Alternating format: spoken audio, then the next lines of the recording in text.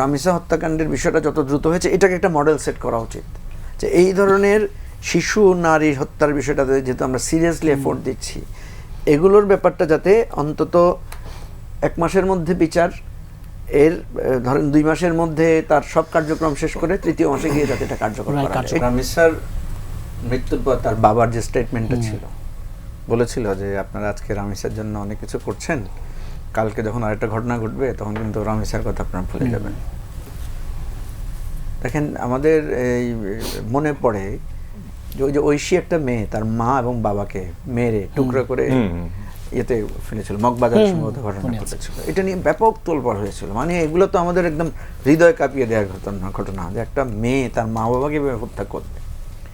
আরেকটা ঘটনা ঘটেছিল আপনার 2020 সালে, শিশু সামিউল নামে একটা বাচ্চার কথা মনে আছে, যে প্রেমিক প্রেমিকা অর্থাৎ মা এবং প্রেমিকা মিলে শিশুটাকে হত্যা করে। এগুলো নিয়ে কিন্তু ভূমিধস আলোচনা আমাদের এখানে হয়েছে।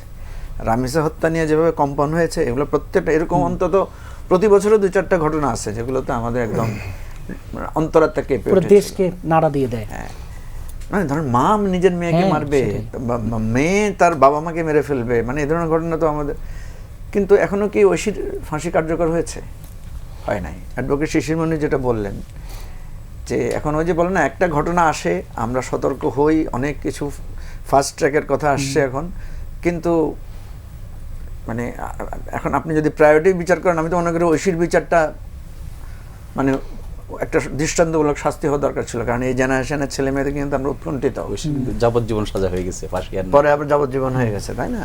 তো এনিওয়ে আমি যেটা বলছি যে এই জাতীয় ঘটনাগুলো একটা ঘটনা ঘটে কিন্তু আমরা ভুলে যাই। যেমন এই যে ঐশীর হয়তো রিডিউস হয়ে গেছে, কিন্তু এটা আর আমাদের মধ্যে জানা নেই, কিন্তু ওই সময় মনে হচ্ছিল যে ঐশীর ফাঁসির জন্য মানে মানুষ রাস্তায় নেমে আসবে, এরকম ঘটনা। এখন যে কথাটা আমরা জানলাম যে এই যে স্টেজগুলো পার হয়ে হয়ে আমাদেরকে বিচার ব্যবস্থা যেতে হয়, এই জন্যই তো আমাদের বিচার বিভাগ সংস্কারের কথাটা আসছে। এই জন্যই আসছিল যে আমাদের এই যে হাজার হাজার মামলা ঝুলে থাকে, হাজার হাজার মামলার গতি মানে জট থেকে ছুটানো যায় না, আমাদের আইনজীবীদের এই নানা রকমের অভাব অভিযোগ আছে, আইনের মারপ্যাঁচ আছে, আবার দীর্ঘসূত্রিতা আছে, আবার আমাদের নানা রকম বন্ধ ছুটি নানা ব্যাপার। আজকে দেখলাম হাইকোর্টের ব্যাপারে একটা কথা এসেছে যে হাইকোর্টে তো বড় লোকদের মামলার মানে চাপে গরিব লোকদের মামলা তো শোনারই সুযোগ থাকে না। কারণ আপনি জানেন নানাভাবে মেনশন করে মামলা আগানো যায়, পেছানো যায়, নানা রকম পরিস্থিতি আছে। যদিও হয়তো এখন অনেকগুলো টেকনোলজি ব্যবহার করে এক ধরনের অনলাইন সিস্টেমে অনেক কিছু ফাস্টার হয়েছে, আমি যতটুকু জানি, হয়তো কতটুকু কার্যকর আছে জানি না। কয়েকটা কথা গুরুত্বপূর্ণ। একটা হচ্ছে এই ধরনের ঘটনায় জনরোষ সৃষ্টি হবে, জনগণের চাপ তৈরি হবে, জনগণের চাপে প্রধানমন্ত্রী যাবেন, ওয়াদা দিবেন, এটারও দরকার আছে। আবার এটা যাতে লোক দেখানো না হয়, যেমন এই যে এখন একটা সমস্যা হয়েছে বলে কিন্তু সমাধানের পথটা বেরোচ্ছে, সমাধানের পথ বেরোতে হবে যে ঠিক আছে এটাকে প্রায়োরিটি দেন, বাট একই ধরনের মামলা যতগুলো আছে সবগুলো থেকে এইভাবে প্রায়োরিটাইজ করেন। এবং যে কথাটা বলা হয় যে আমরা এই যে আমাদের দেশে মানুষ তো একটু ধর্মপ্রাণ, কথায় কথায় বলে এই ধরনের ঘটনা ঘটলে দেখবেন দাবি উঠে যে প্রকাশ্য শাস্তির ব্যবস্থা করতে হবে। আমাদের এখানে তো প্রকাশ্য শাস্তি হচ্ছে, এই যে আজকে রামিসা হত্যার আলোচনা নিয়ে আলোচনা হচ্ছে, চুলচেরা বিশ্লেষণ হচ্ছে, এটা প্রকাশ্য বিচার না, এটা তো প্রকাশ্য বিচারই হচ্ছে।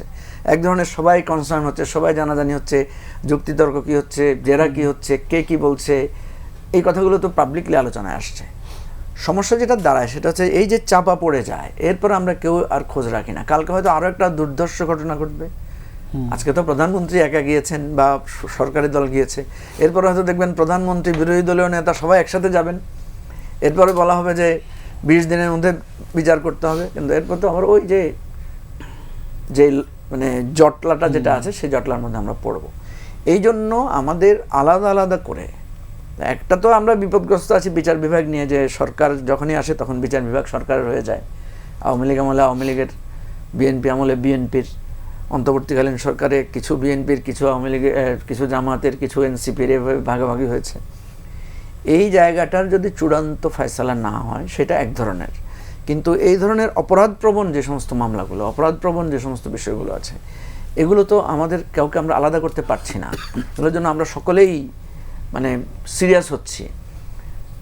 এখানে আমি যেটা মনে করি, শিশিরমণি যেটা বলেছেন, এখানে পাভেল ভাই আছেন, উনি সরকারের নীতি নির্ধারকদের একজন, মামুন ভাই আছেন, ওনারা ভয়েস রেজ করেন, উনি শুধু শিক্ষক না, উনি মানবাধিকার কর্মী হিসেবে কাজ করেন, আমরা রাজনীতি করি রাজনৈতিক কর্মী হিসেবে।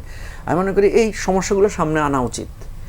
একটা জায়গা ঠিক হওয়া উচিত যে চূড়ান্তভাবে আপিলেট ডিভিশনের ফয়সালা পাওয়ার পরে কতদিনের মধ্যে আমরা এটাকে রায়টা কার্যকর করব। কারণ আপনি বিচার করলেন, হইল না, তাহলে কি হবে? আপনি দেখবেন 5ই আগস্টের পরে কিন্তু 2-3টা জেলখানায় প্রচুর লোক কিন্তু জেল থেকে বেরিয়ে গেছে, এবং নরসিংদীতে যে জেল থেকে যারা পালিয়ে গেছে এখানে কিন্তু আমরা এখনো জানি না কতজনকে খুঁজে পাওয়া গেছে, কতজন ফেরত আসছিল। তো এখন ধরেন রামিসার বাবা এরকম একটা মানে তার যদি বিচার না হয়, বিচার কার্যকর না হয়, কোনো একটা ক্রাইসিসে রামিসার বাবা সরি রামিসার খুনি নাম কি, জুয়েল না সোহেল রানা পালে চলে গেল, এরপর আমরা জানি না আর কোথায় কি হয়েছে। রামিসার ঘটনা নিয়ে কিন্তু আবেগ তখন আস্তে আস্তে কমে যাবে।